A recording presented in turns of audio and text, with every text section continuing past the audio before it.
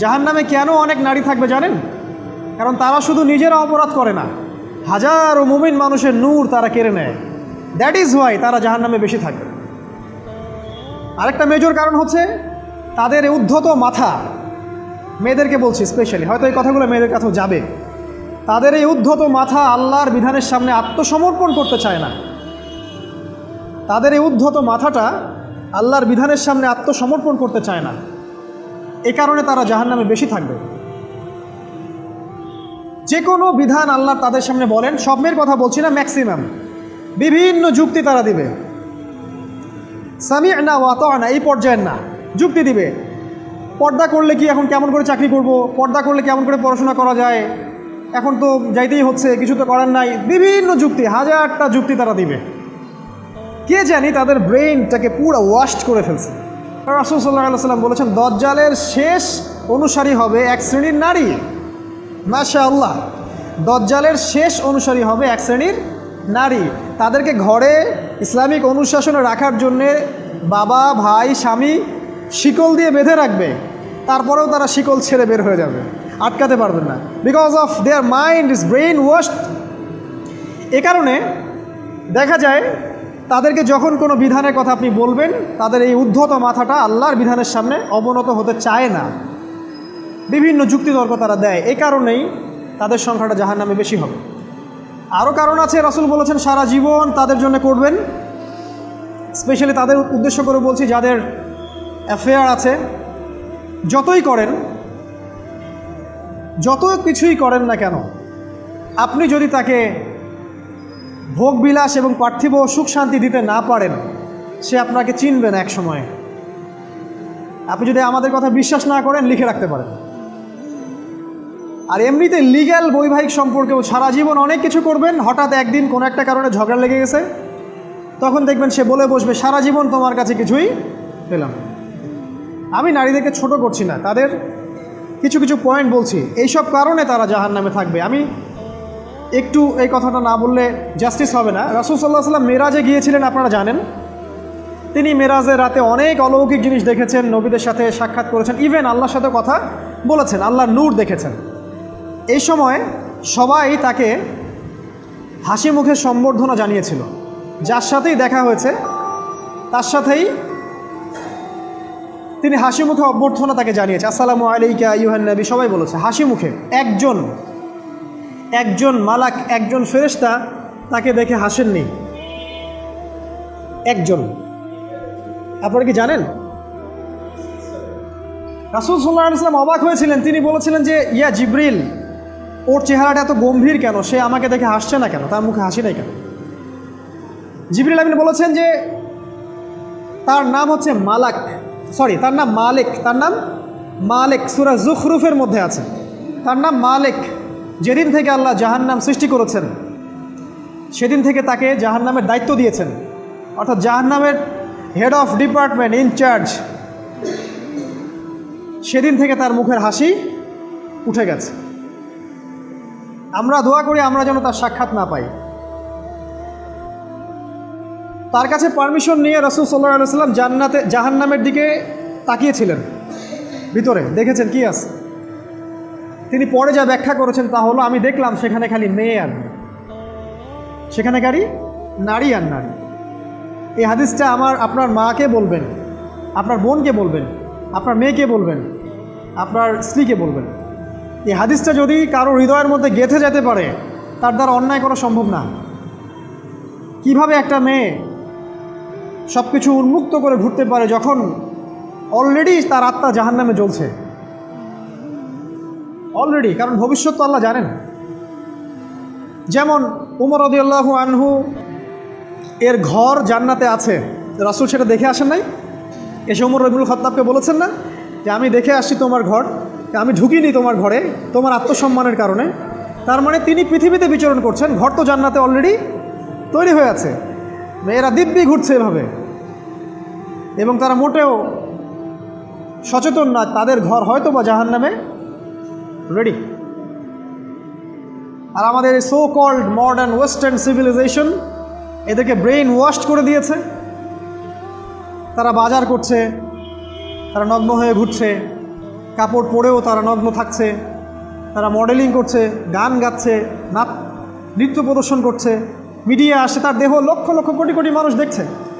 হাজারো মানুষের নূর চলে যাচ্ছে, অন্যের নূর নষ্ট করে জান্নাতে যাওয়া যাবে না। রাসূল সাল্লাল্লাহু আলাইহি ওয়াসাল্লাম যে আলামতগুলো বলেছেন তার মধ্যে অন্যতম একটা আলামত হচ্ছে শেষ জামানায় মেয়েদের সংখ্যা বাড়বে, ছেলেদের সংখ্যা কমে যাবে। ইভেন একটা ছেলে 40টা মেয়ের দায়িত্ব নেবে। এটা আবার ভাববেন না 40টা ওয়াইফ, মা, খালা, নানি, ফুফু সব মিলায় 40। আর সামনে যে মহাযুদ্ধটা হতে যাচ্ছে এরপরে এরকমই একটা অবস্থা হবে যে ছেলেদের সংখ্যা পৃথিবীতে থাকবে না, খুব কম, এবং বেশি বেশি মেয়ে একটা ছেলের কাঁধে চলে আসবে। এখন অবশ্য আমাদেরকে ওই যে পশ্চিমারা শিখিয়েছে একটা ছেলে একটা মেয়েকে বিয়ে করবে। জেনা অনেকজনের সাথে করতে পারে, বাট বিয়ে একজনকেই করতে হবে। এখনও যদি কোনো হুজুর বা কোনো ব্যক্তি, হুজুর না, কোনো আলেম, কোনো স্কলার বা যে কোনো ব্যক্তি দুটা বিয়ে করে, মানুষ মনে করে something is wrong, something is wrong with him.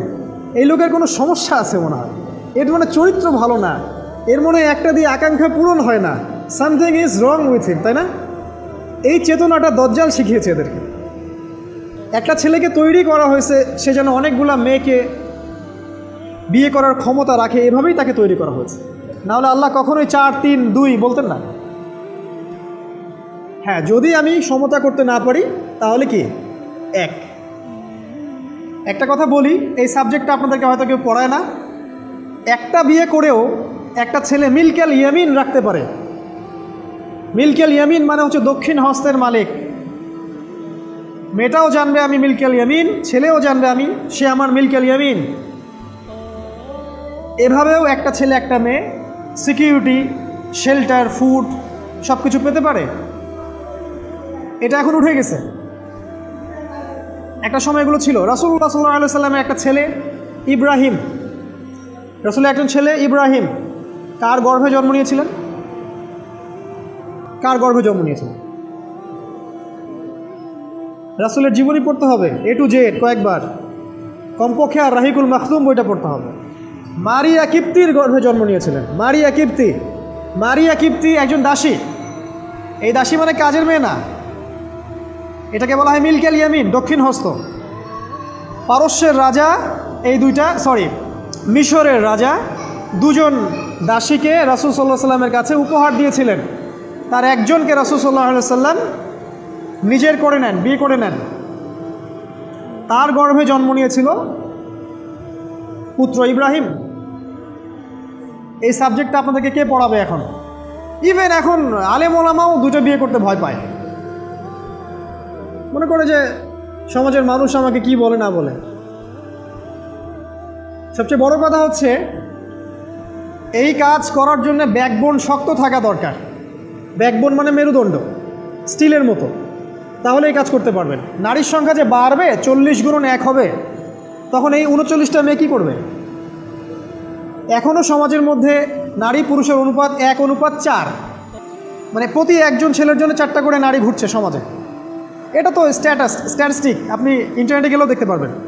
এবং পশ্চিমা কান্ট্রিগুলোতে এগুলো আরও অনেক বেশি, ওদের অনুপাতটা আরও অনেক বেশি। তাহলে এই বাকি মেয়েরা আসলে করবেটা কি?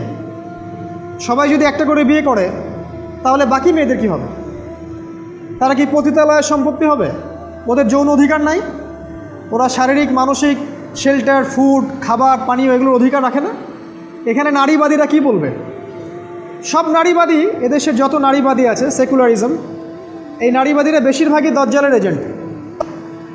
কিয়ামতের এভিডেন্স হচ্ছে নারীর সংখ্যা বাড়বে, পুরুষের সংখ্যা কমে যাবে। আরেকটা এভিডেন্স হচ্ছে নারী পুরুষের পোশাক পরবে, পুরুষ নারীর পোশাক পরবে। পোশাক মানে কি? জিন্স আর গেঞ্জি? হ্যাঁ, এটাও একটা ব্যাখ্যা। ঢাকায় তো জিন্স আর গেঞ্জি চলছে, টি শার্ট। এখানে অন্য একটা ব্যাপার আছে, আমি সেটা আপনাদেরকে আজকে বলছি। সেটা হলো, এটা শুধু এই পোশাক বলতে শুধু গায়ের পোশাক বোঝানো হয়নি। আল্লাহ বলেনি নারীরা তোমাদের পোশাক, তোমরা নারীদের পোশাক। তার মানে কি না এটা নারী, এটা আমার ওয়াইফ? নো।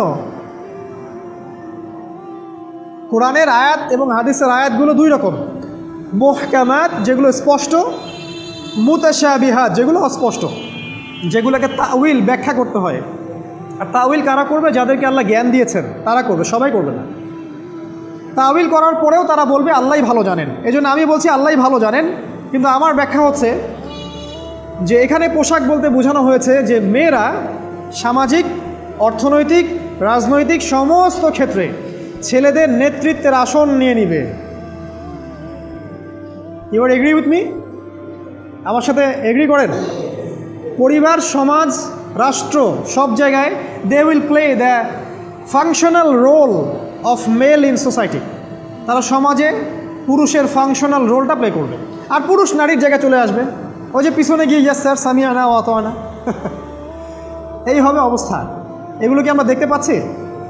ব্যাখ্যা করার দরকার নেই, তবে একটা হাদিস না বললে ইলমের জাস্টিস হবে না। সেটা হলো আল্লাহ রাসূল সাল্লাল্লাহু আলাইহি ওয়াসাল্লাম বলেছেন, কোনো কওম ততক্ষণ পর্যন্ত সফল হতে পারে না যতক্ষণ পর্যন্ত তাদের নেতৃত্ব দিবে একজন নারী।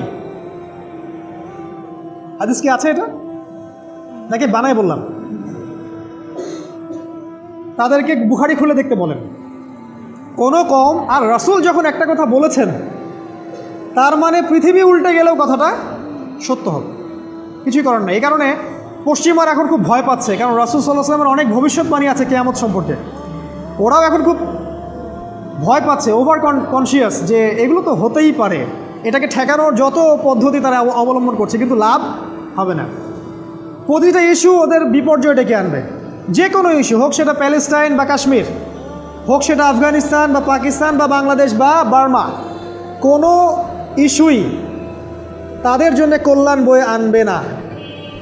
যদি কল্যাণ বয়ে আনে, শুধু মুসলিমদের জন্যই আনবে, কারণ প্রতিটা অন্ধকারের পিছনে একটা সোনালী সকাল আছে। এটা ওরা জানে না, কিন্তু কোরআন এবং হাদিস এটা আছে। অতএব কেউ ধৈর্যহারা হবেন না, ধৈর্যহারা হবেন না, এবং অধৈর্য হয়ে কোনো ইনিশিয়েটিভ নেবেন না, এমন কোনো ইনিশিয়েটিভ নেবেন না যার কারণে উম্মার ক্ষতি হয়। কারণ সামনে যে সময়টা আসছে এটা আমাদের বিজয়ের সময়, ওদের বিজয়ের সময় নয়। All you have to do, আপনাকে শুধু এতটুকু করতে হবে, জাস্ট বি প্রিপেয়ার ইউরসেলফ।